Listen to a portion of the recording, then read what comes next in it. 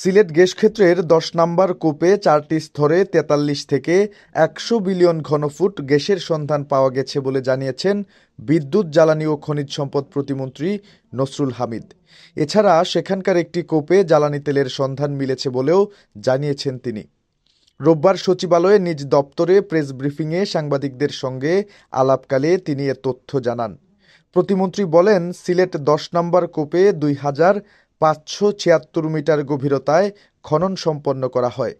এই কূপে ৪টি স্তরে গ্যাসের উপস্থিতি পাওয়া যায়। নিচের স্তরটি ২,৫৪০ থেকে ২,৫৫০ মিটার টেস্ট করে ২৫ মিলিয়ন ঘনফুট গ্যাসের প্রবাহ পাওয়া যায়। এর ফ্লোয়িং প্রেসার ৩,২৫০ PSI। এখানে গ্যাসের মজুদের পরিমাণ ৪৩ থেকে ১০০ বিলিয়ন ঘনফুট। তিনি বলেন, ২,৪৬০ থেকে ২,৪৭৫ মিটারে আরও একটি ভালো গ্যাস স্তর পাওয়া যায়।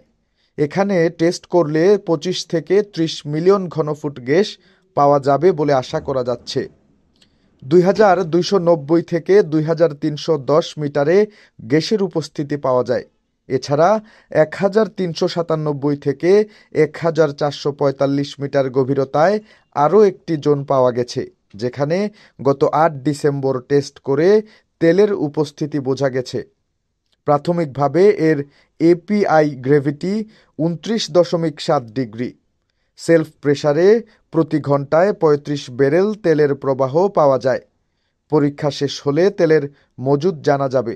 নসরুল হামিদ আরও বলেন, ২,৫৪০ থেকে ২,৪৬০ মিটার গভীরতায় একযোগে উৎপাদন করা হলে প্রায় ৮ থেকে ১০ বছর গ্যাস পাওয়া যাবে।